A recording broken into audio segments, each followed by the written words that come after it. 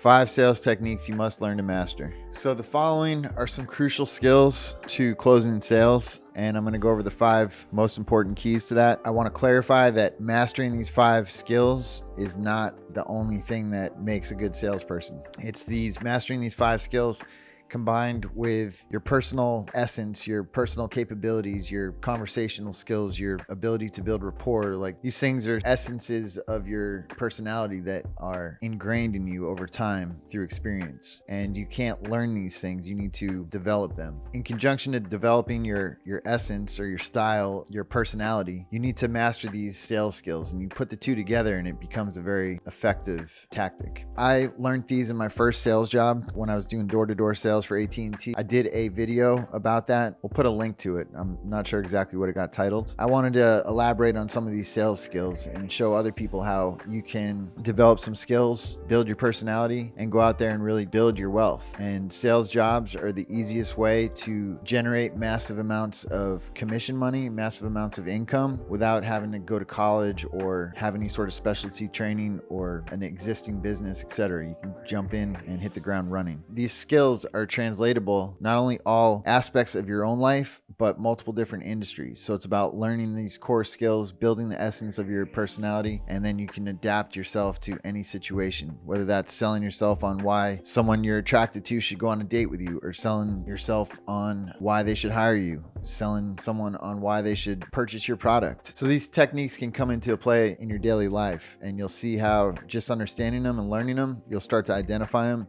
and start to sharpen those skills. Number 1 is a skill that I learned to master in my early days of sales, and it's called indifference. You have to be very careful with this. Indifference means you're basically being the opposite of a salesperson. You're not trying to be too pushy. You're not assuming the close too dramatically. You know, like, think about a car sales guy. He's going to be like, all right, tell me, what is it going to take for us to see you drive off the lot in that car today? That's just an exchange of him wanting something out of you. If I'm a different car sales guy and I'm like, look, I'm glad you chose to come to this dealership today. If you by chance don't find anything that's a fit for you, here's my card. And if it's not you, if you got anyone to refer, I'd really greatly appreciate that. So let me know if you have any questions today. If you want to test drive anything, I'd be glad to show you what we got. That's going to just open a conversation where they ask another question and another and another and another, and you're doing sales right there off the bat. It's like talking to a girl. You're not going to go up to a girl and say, we're going to go out on a date. Now, tell me, what is it going to take for me to get you on that date? No, you just go up and you start doing it. You just, hey, how's it going? What are you doing? You know, like, you just engage. And by naturally engaging, you're being indifferent from a salesperson. And when you're too much of a salesperson, people become skeptical and they don't want to buy. If you're too indifferent, you're not doing your job enough. It's almost the hardest one to master because it's not cut and dry. It's more of a intrinsic feeling. You really have to judge it.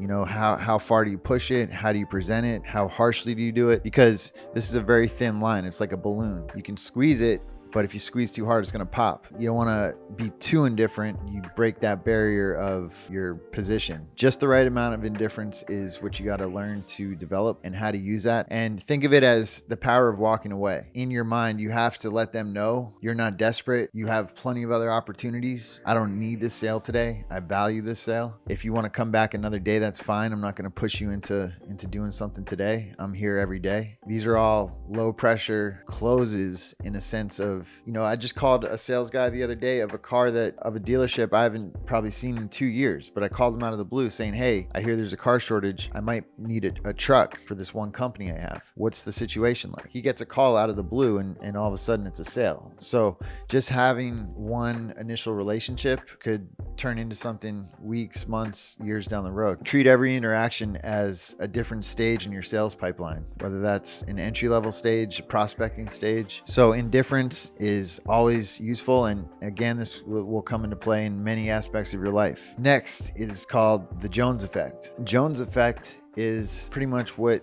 it sounds like, keeping up with the Joneses. You're always wanting to get what your neighbor has, what your friend has, what you see on TV, what you think you need. And this is psychological bias that happens in our minds because we see everyone else having it and we envision a certain level of a feeling. We say, okay, if I get that house and I'm going to feel this type of way, so I need to get that house because everyone seems to be happy who has that type of a feeling. That's the more psychological understanding of the Jones effect. Great way I've used Jones effect in the past in the door-to-door sales job I had. It's literally their neighbors. So I was literally saying I was just over at this neighbor's house and they were glad that I came by and that I saved them the trip of having to figure out all the options. They're glad to hear that there's fiber optic in the neighborhood. They had no idea. Let them know that you've already engaged with their neighbor, that their neighbor may have already signed up, and do this in a way that causes them to be like, oh, really? They signed up too? And they're going to look at it a whole different way rather than you just being a random sales guy showing up at the front door. So the Jones effect, I'm sure it makes complete sense to you guys. It's pretty simple. It's very straightforward and easy to see in everyday life. So you want to use this to your advantage and not overplay it, but just subtly pepper it in there. And it usually works pretty well. Okay, next one. I'm going to do two together, fear loss and sense of urgency. And the reason I'm doing these two together is because most times they're very easy to use a combination of the two together to be very, very effective. So fear loss and sense of urgency. It somewhat explains itself. Fear loss would be there's only 2 more cups of coffee left. There's 5 people online. Fear loss is the NFT market that, there's only 10,000. It drops like this. Within 5 minutes, it'll be sold out. Fear loss. That's also sense of urgency. You see what I'm saying? That they combine together. Sense of urgency is saying, hey, we don't know how long this NFT drop's going to be out, but past drops sell out within 2 minutes. Make sure you use maximum gas fees. Having fear of loss and sense of urgency tied together, they're just cousins. So it's about which one are you going to highlight. You're going to embellish the fear of loss more or the sense of urgency more, but you can kind of use them together. You can use them separately, but it's very simple to combine the two together. So I'd love to hear some other situations if you want to leave in the comments if you've used fear of loss or sense of urgency, whether knowingly or just thinking back after I brought this up. You can think of some times where you have used it effectively. Okay, so last one, number 5, is maintain a positive mindset, and it's very important in sales. Again, I'll use that same example of my door-to-door sales job. We would have law of averages. I forget what the numbers were, but let's say 1 out of 30 houses signed up. That means I got to go knock on 30 doors, talk to 30 people, have 29 people either not answer or slam the door in my face and say no, to find that one person that's going to say yes. So if I don't find that person till the 29th door, but I let all those 28 rejections before me affect me, they're going to feel that. I'm going to go to door 30 and 31, 32, 33, 34, 35 and still not get a sale because I'm not even performing up to average. Always maintain a positive mindset. And again, this is going to translate into life in general. You'll have setbacks, you'll have obstacles, hurdles, whatever. And if you let them affect your mind state and your well-being, it's going to spread into other areas. Think about it, just your loved ones, your family, your kids, your wife, your daughter, whatever. They're going to sense that something's wrong and they're going to then act accordingly. And it's going to be a trickle effect amongst your whole well-being. So maintain the positive mindset. If you're in sales jobs, think of it as rejection is part of the sales. And just like I said, don't look at it as a defeat. It's just you're chipping away until you get to that one gem. And that's what you'll do. And if you're effective, those law of averages will play out for you. And you'll be able to see that. You can literally document how many doors did I go to? How many phone calls did I make? How many sales did I make in that same period?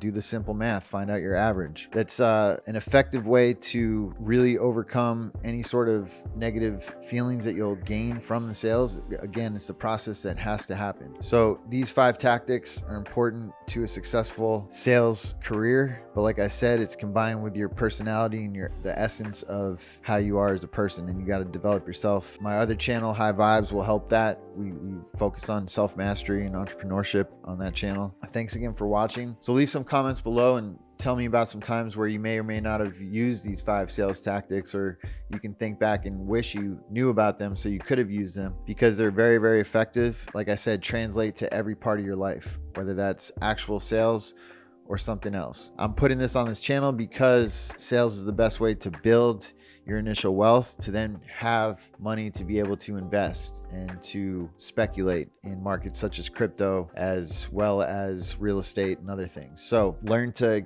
get your money up, and commission sales job is the best way to do that. So thanks again for watching. Check out the website, hichris.com. There's a lot of great resources on there. Sign up for our free Zoom call on Sundays at 11 a.m. It's called The Magic of Reality. You're more than welcome to get on there and ask questions. And we have a great community that we all are like-minded and try to become better each day. Thanks again for watching. Share the channel with your friends. Check out my other videos. Thank you.